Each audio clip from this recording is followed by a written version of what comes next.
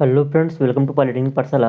आज की इस वीडियो में जो पढ़ने जा रहे हैं एक नया चैप्टर। इस चैप्टर का नाम है स्लोप एंड डिफ्लेक्शन। ये जो है मैकेनिकल और सिविल दोनों में कॉमन है, लेकिन इस चैप्टर के अंतर्गत कुछ कंटेंट जो है सिविल वाले ब्रांच में कम है थोड़े से, और मैकेनिकल वाले ब्रांच में ज़्यादा हैं। लेकिन हम लोग दोनों को मिला करके पढ़ेंगे कि मतलब होल सिलेबस में लोग पढ़ेंगे, इससे मैकेनिकल और सिविल पूरा का पूरा कवर हो जाए। तो अगर हम लोग बात करें यहाँ पे दो पॉइंट इंपॉर्टेंट लिखे गए हैं। पहला पॉइंट है कि जब किसी बीम पर हम लोग ट्रांसवर्स शियर लोड लगाते हैं तो वह अपनी प्रारंभिक स्थिति से विक्षेपित हो जाता है। विक्षेपित होने का मतलब कि मान लीजिए कि कोई बीम ऐसे है, सिंपली सपोर्टेड बीम है मान लीजिए, और इस पर कोई डब्ल्यू लोड अगर आप लगाएंगे तो ये क्या होगा, अपनी प्रारंभिक स्थिति विक्षेपित होने का मतलब ऐसे बीम क्या होगा, ऐसे बेंड हो जाएगा। तो ये होगा प्रारंभिक स्थिति से विक्षेपित होने का मतलब। और जिस कर्व में बीम बेंड होता है उस कर्व को हम लोग डिफ्लेक्टेड कर्व या इलास्टिक कर्व कहते हैं। तो ये जो कर्व है, ये कर्व, इसको हम लोग बोलते हैं डिफ्लेक्टेड कर्व। क्या बोलते हैं? Deflected curve. डिफ्लेक्टेड कर्व को हिंदी में बोल सकते हैं विक्षेपित वक्र बोल सकते हैं, हिंदी में। या इसी को इलास्टिक कर्व के नाम से भी जानते हैं। क्या जानते हैं? इलास्टिक कर्व के नाम से भी जानते हैं। तो इसको हम लोग डिफ्लेक्टेड कर्व या इलास्टिक कर्व कहते हैं।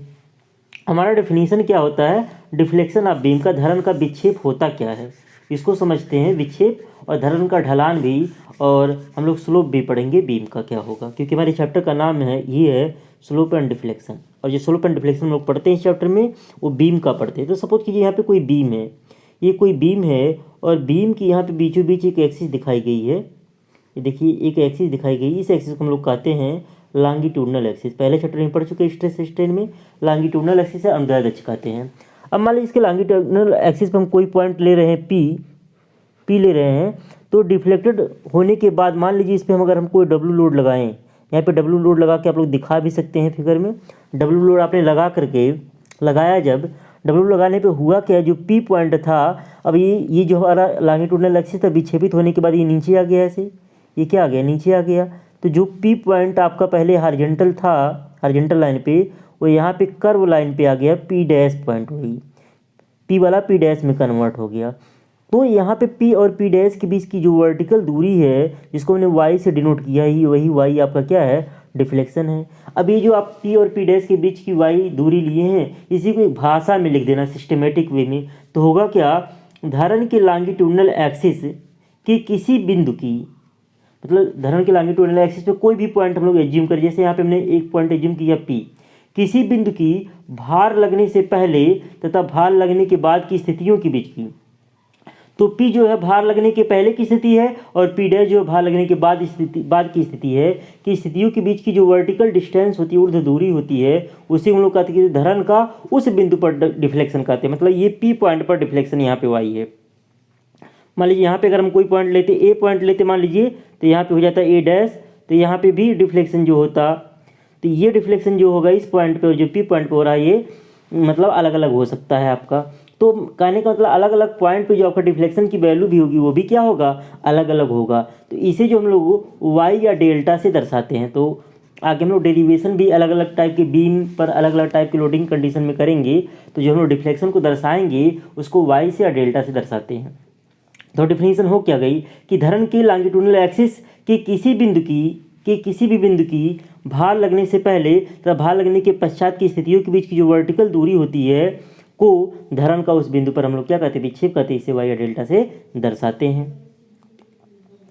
अब अगला टॉपिक हमारा है कि स्लोप ऑफ बीम। बीम का ढलान क्या होता है, धरण का ढलान क्या होता है। तो यहाँ पे देखिए, यहाँ पे भी फिर नीचे बीम दिखाया गया है, ये लॉन्गिट्यूडनल एक्सिस हो गया। यहाँ पे मैंने पॉइंट पी जूम किया, डिफ्लेक्ट होने के बाद पी डैश हो गया।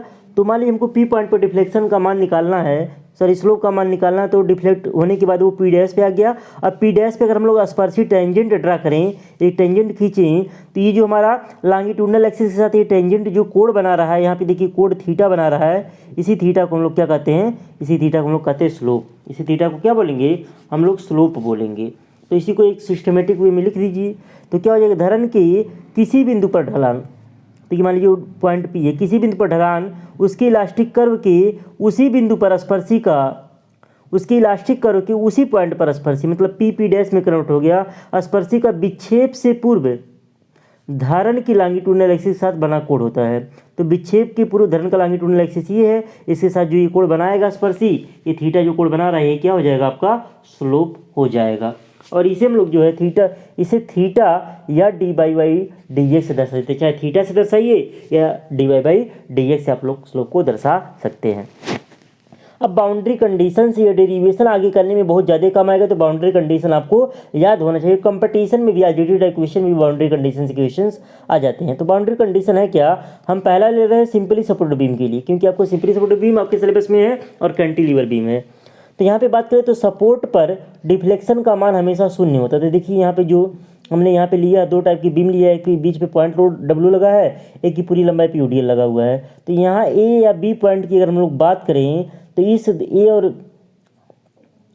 बी पॉइंट पर, तो यहाँ पे जो डिफ्लेक्शन है विक्षेप का मान क्या है शून्य है। दूसरा, सपोर्ट पर स्लोप का मान हमेशा मैक्सिमम होता है। तो ए पॉइंट पे और बी पॉइंट पे यानी थीटा ए है जो थीटा बी यहाँ पे बराबर है इस केस में, और ये क्या है मैक्सिमम है। यहाँ पे भी थीटा ए थीटा बी बराबर है और मैक्सिमम है।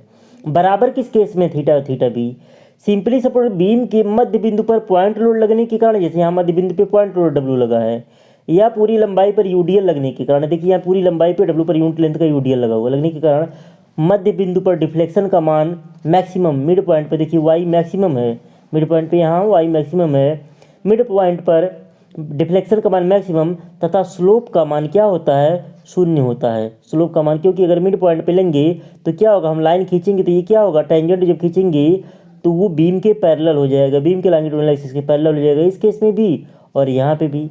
तो ये क्या है, इसके साथ 0 डिग्री का कोण बना रहा है, क्योंकि पैरेलल हो गया तो 0 डिग्री का कोण बनाएगा।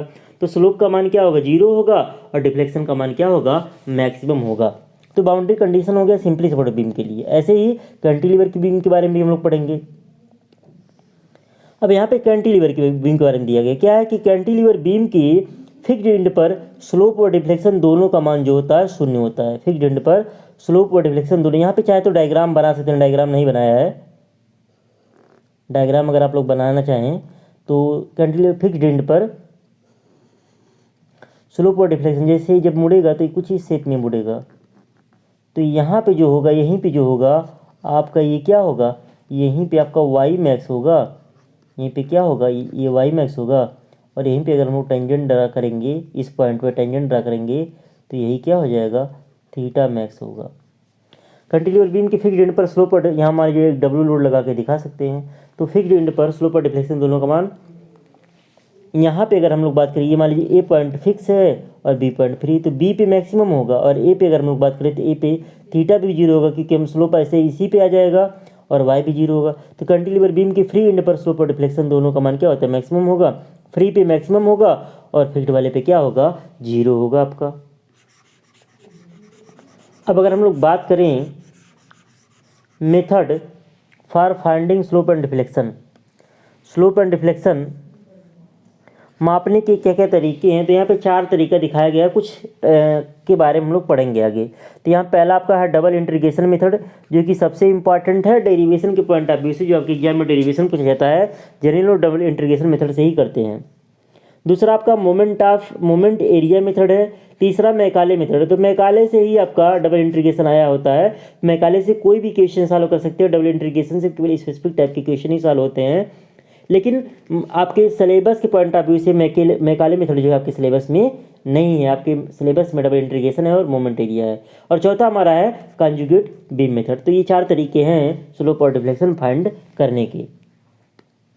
अब हम लोग बात करते हैं सर्कुलर बेंडिंग क्या होता है और कंडीशन फॉर सर्कुलर बेंडिंग का। सर्कुलर बेंडिंग का कंडीशन क्या है, ये जो है टॉपिक जो है ओनली मैकेनिकल के सिलेबस में, सिविल वालों के सिलेबस में नहीं है, लेकिन कंपटीशन के पॉइंट ऑफ व्यू से दोनों के लिए जो है इंपॉर्टेंट है। सर्कुलर बेंडिंग क्या होता है, तो सर्कुलर बेंडिंग है क्या यहाँ पे कि जब किसी बीम का बेंडिंग इस प्रकार हो कि बीम एक वृत्त के चाप की आकृति में मुड़े, बीम क्या करे एक वृत्त के चाप की आकृति में मुड़े, तो इस प्रकार की बेंडिंग को हम लोग क्या कहते हैं सर्कुलर बेंडिंग कहते हैं। हिंदी में कहते हैं वृत्तीय नमन एंड कंडीशंस फॉर सर्कुलर, वृत्तीय नमन के प्रतिबंध। तो जब किसी बीम का बेंडिंग इस प्रकार हो कि बीम एक वृत्त की चाप की आकृति मुड़ती है, तो मुड़े, तो इस प्रकार की बेंडिंग को हम लोग क्या बोलेंगे सर्कुलर बेंडिंग बोलेंगे। और सर्कुलर बेंडिंग की प्रमुख प्रतिबंध निम्न प्रकार है कि M/I इक्वल टू जो E/R, और ये क्या होना चाहिए कांस्टेंट होना चाहिए। तो इस प्रतिबंध को निम्न 2 प्रकार से प्राप्त किया जा सकता है। पहला हमारा है कि चित्र में यहाँ पे क्या किया गया है, चित्र में एक समान क्रॉस सेक्शन वाला एल लंबाई का बीम दिखाया गया। देखिए यहाँ पे एल लंबाई का बीम दिखाया गया, ए बी बीम है, इनके ए बी, ए सी बीच में एक पॉइंट सी है, ए सी की लंबाई भी L/2 है, और जो है ए बी, और जो है यहाँ पे बी सी होगा, ए बी नहीं होगा, यहाँ पे क्या होगा, बी सी की लंबाई भी क्या आपकी L/2 है। अब जिस पर बेंडिंग मोमेंट यम लगने के कारण, इसमें मान लीजिए ए बी पर जो है बेंडिंग मोमेंट अगर यम लग रहा है, इस पर जो है बेंडिंग मोमेंट यम हम मान रहे हैं लगने के कारण बीम क्या है, वृत्त के चाप की आकृति में मुड़ती है, और बीम के मध्य बिंदु पर विक्षेप वाई तथा बीम के सिरे पर ढलान थीटा है और वक्रता त्रिज्या r है। यहाँ पे ढलान क्या होगा, थीटा होगा, ये कोण थीटा है, और यहाँ पे क्या है, ये वाई है आपका। तो अगर हम यहाँ पे देखें इसमें, तो अगर आपका यहाँ पे ढलान ये थीटा है, ये कोण अगर थीटा है, तो ये वाला कोण होगा 90 माइनस थीटा होगा, तो ये कोण ऑटोमेटिक क्या हो जाएगा, 90 हो जाएगा। यानी कोण यहाँ पे ए ओ सी की अगर हम लोग बात करें तो ये क्या होगा, थीटा ही होगा। तो वक्रता त्रिज्या आर हमने मान लिया है। ओ ए क्या है आपका, ओ ए अगर हम लोग बात करें, ओ ए आपका क्या है, आर है।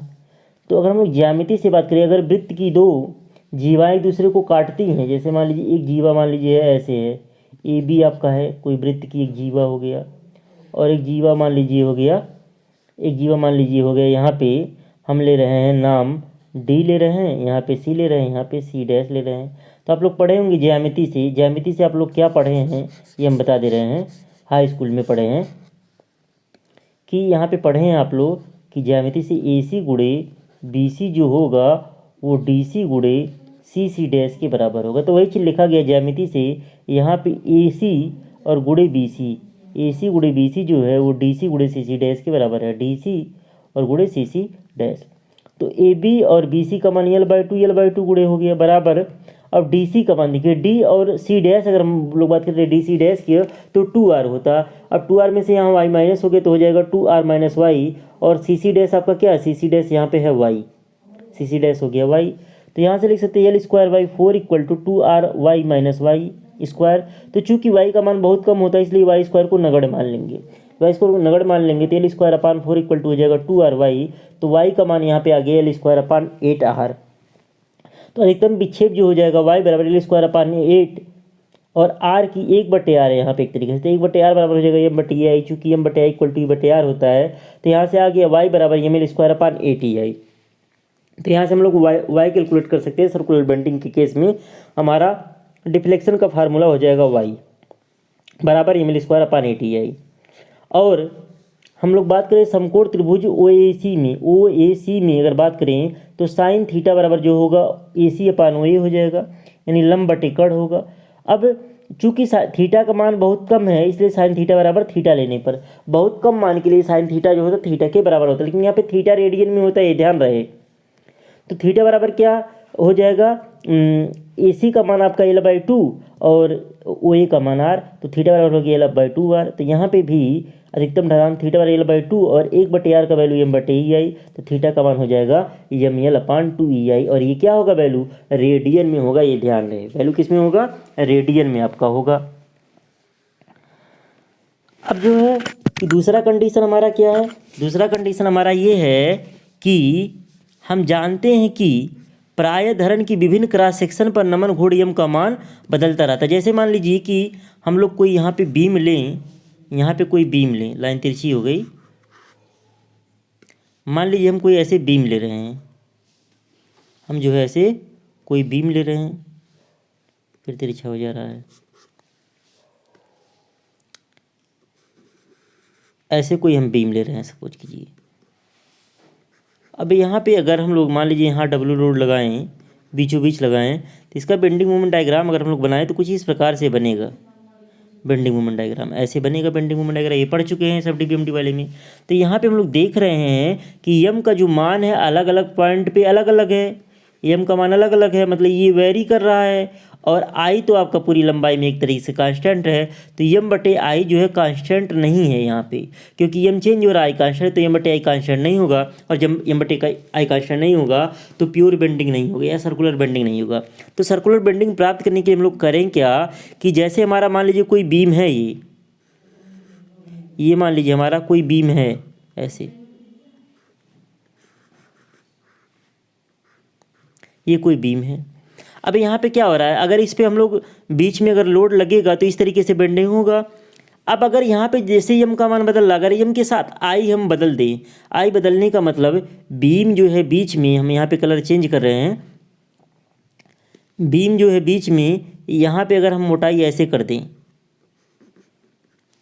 मोटाई अगर हम लोग ऐसे कर दें, बीम की मोटाई यहाँ पे बढ़ गई बीच में, तो हो क्या रहा है, जैसे जैसे एम आपका चेंज हो रहा है, जैसे जैसे एम चेंज हो रहा है वैसे वैसे जैसे जैसे बीच में एम का मान बढ़ता जा रहा है, वैसे वैसे बीच में जाने पे आई भी क्या हो रहा है, जैसे बीच में जाने पे एम बढ़ रहा है वैसे बीच में जाने पे आपका आई भी बढ़ता जा रहा है। और एम और आई इस प्रकार से बढ़ जाएं कि एम बटे आई का मान क्या हो जाए, कांस्टेंट हो जाए, तो फिर सर्कुलर बेंडिंग का केस बन जाएगा। तो वही चीज़ है, तो ऐसे बीम को हम लोग बोलते हैं यूनिफॉर्म स्ट्रेंथ बीम, जिसके लिए पूरी लंबाई में एम बटे आई का मान कांस्टेंट रहे। तो इसको फिर से पढ़ते हैं कि हम जानते हैं कि प्राय धरण की विभिन्न क्रॉस सेक्शन पर नमन घूर्ण एम का मान बदलता रहता है, जिससे आई का मान स्थिर होने पर, आई का मान स्थिर होने पर आर का मान स्थिर नहीं रह पाता। मतलब आई के स्थिर रहने पर आर का मान स्थिर नहीं रह पाता। क्यों? क्योंकि आपका प्योर बेंडिंग होगा नहीं।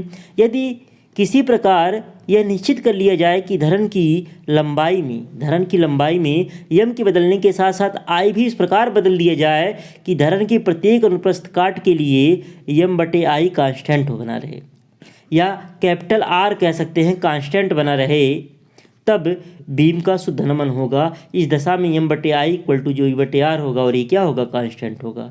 अब इस प्रतिबंध को यूनिफॉर्म स्ट्रेंथ वाली बीम में प्राप्त किया जा सकता है, जिसकी लंबाई डी एक समान रहती है। हम एक यूनिफॉर्म स्ट्रेंथ बीम प्राप्त करने के कई तरीके होते हैं। एक हमारा बी कांस्टेंट रहे और डी जो है ये वेरी करे, एक हमारा बी जो है वेरी करे और हमारा क्या हो, डी कांस्टेंट, और एक है बी और डी दोनों को वेरी करा दें। 3 तरीके होते हैं यूनिफॉर्म स्ट्रेंथ बीम प्राप्त करने के। तो यहाँ पे कह रहा है इस प्रतिबंध को यूनिफॉर्म स्ट्रेंथ वाली बीम में प्राप्त किया जा सकता है, जिसकी गहराई डी का मान क्या रहता है, समान रहता है। डी का मान समान रहे, यानी बी को हम क्या कर दें, वेरी कर दें, जैसे हमने अभी डायग्राम बनाया था पीछे। तो इस दशा में यम बटे आई जो होगा एफ बटे वाई। अब वाई बराबर क्या होता है, गहराई का आधा डी बटे 2 हो जाएगा। तो यम बटे आई इक्वल टू एफ बटे डी बाई 2 इक्वल टू ई बटे आर कांस्टेंट होगा। और जहाँ एफ क्या है, बेंडिंग स्ट्रेस है, और आर क्या है, आर यहाँ से हो जाएगा, इससे अगर हम लोग आर लिखे तो आर हो जाएगा ई डी अपान 2 एफ, और ये भी कांस्टेंट होगा। तो अधिकतम विक्षेप क्या होगा, वाई बराबर एल स्क्वायर अपान 8 आर, तो वाई बराबर एल स्क्वायर अपान 8, और 1/r का वैल्यू यहाँ से अगर लिखे तो 2f अपान ई डी होगा। सॉल्व करने पे वाई बराबर हो जाएगा एफ एल स्क्वायर अपान 4 और इसी प्रकार से अधिकतम ढलान जो होगा थीटा बराबर एल अपान 2r, हम लोग पीछे पढ़ चुके हैं थीटा का फार्मूला। तो थीटा बराबर एल बाई 2 और 1/r का मान जो होगा 2f अपान ई डी हो जाएगा यहाँ पे। तो सॉल्व करने पे आ जाएगा थीटा बराबर एफ एल अपान ई डी। तो इस प्रकार से हम लोग जो है यूनिफॉर्म स्ट्रेंथ वाली बीम के लिए भी वाई और थीटा का वैल्यू हम लोग प्राप्त कर सकते हैं। तो हमारे सर्कुलर बेंडिंग के 2 कंडीशन थे, इस दोनों कंडीशन पे हमारा सर्कुलर बेंडिंग जो है फॉलो हो रहा है। इसके आगे हम लोग जो है नेक्स्ट वीडियो में पढ़ेंगे। मिलते हैं हम लोग नेक्स्ट वीडियो में, तब तक के लिए जय हिंद।